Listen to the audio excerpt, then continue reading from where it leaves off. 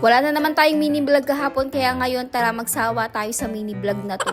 Samahan nyo ako sa mga ganap ko ngayon. Magpalit tayo ng carpet dito sa may sala. May bago na naman tayong carpet, kaya ayan, magpalit na tayo kahit okay pa naman to. Pero kung papipiliin ako, mas gusto ko talaga yung carpet na plain lang. Yung ganito kasing may balahibong carpet na kumatakaw sa alikabok. Sisiksikan talaga ng alikabok yan. Hindi baga katulad nung plain lang na pwede mong walisan. Pero dahil maganda rin naman yung ganong carpet talaga, carry bells na kahit mahirapan pang magtanggal ng alikabok. Kamusta nga pala kayo? Anong ganap nyo kahapon? Kami nandito lang sa bahay mga mi, kasi nung November 31 doon kami pumunta kay Papa, pero kahapon hindi na kami pumunta. Ayaw na rin kasi namin makipagsabayan pa sa maraming tao. Okay lang naman siguro yun kasi kahit hindi naman November 1, pinupuntahan ko naman si Papa. Anyways, eto na nga pala yung carpet na ipapalit ko. Nakabag pa talaga yan siya. Yung iba kasing carpet na nabibili ko, nakarolyo lang siya tapos naka-bubble wrap. Grabe, sobrang laki pala nitong napili ko. Pero okay lang kasi sakto lang talaga yung laki niya dito sa sala namin. Naglagay na nga rin pala ako ng paribon dito sa may Christmas tree para gumanda naman siyang tignan. At eto nga yung napili ko mga mare, kasi eto na yung uso ngayon. Ganito na kasi yung mga nakikita ko talagang nilalagay nila, hindi na yung garland. Pero in fairness mga mi, mas maganda pala talaga siya. Inikot-ikot ko nga muna pala siya ng ganyan mga mare hanggang mahilo ako.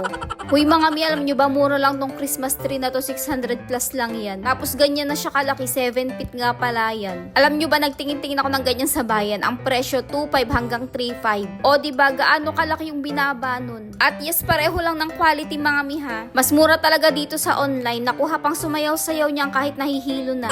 Pagkatapos ko naman siyang maikot-ikot, ganito naman yung ginawa ko. Tinupi ko lang siya tapos inipit ko dyan sa may Christmas tree. Next naman, ilagay na natin tong mga balls. O diba, napaka-aesthetic niyan. Alam nyo yung pakiramdam ko ng mga oras na yan. Ang saya rin palang magganito, no? O totoo, ang sarap pala sa feeling mag-decorate ng Christmas tree. Pero sa totoo lang, wala naman talaga akong balak maglagay ng ganyan. Kundi lang talaga sa mga pre-sample mga mari, wala naman akong ganyan. Inassemble ko na nga rin itong pinadala sa aking pushcart kasi deadline na yan. Kailangan na rin kasi talaga magawa ng video. Saktong-sakto, kukuha tayo ng bigas dito sa kabilang bahay. Kaya ayan, magagamit ko na rin siya. Dito lang din sa online yan mga mare, baka naghahanap kayo, alam nyo na. Okay din to, magagamit ko to pag makikigib ako ng tubig. Eto na yung Christmas tree mga mi, baka sabihin nyo walang after Ganyan nga pala siya pag gabi, may Christmas light na rin yan. Eto na nga pala yung bedsheet na nilabahan ko nung isang araw, ilalagay ko na siya dito. Habang naglalagay nga ako ng bedsheet, may dumating na naman nga akong parcel. Naku mga nasa 7 yata tong parcel na dumating sa akin ngayong araw. At nandito na nga rin talaga yung pinakahihintay kong parcel. Sa next mini vlog ko, share ko sa inyo kung ano yun. Na di ko talaga in-expect mga mare na may magpapadala sa akin ng ganito. Kasi ayun nga, may pagka-pricey din talaga siya. Eto mga mare ko, legit na Canadian yan, hindi kumukupas. Baka naghahanap nga din kayo, ilalagay ko na lang yung link dyan sa comment. O sa mga uuwi dyan ng probinsya, sa mga magbabakasyon, baka naghahanap kayo ng luggage. Yung mga pang 3 days lang na damit, eto kasya dito yan mga mare. Syempre hindi pang putyo-putyo yan kasi sikat na brand din to sa may Black Up.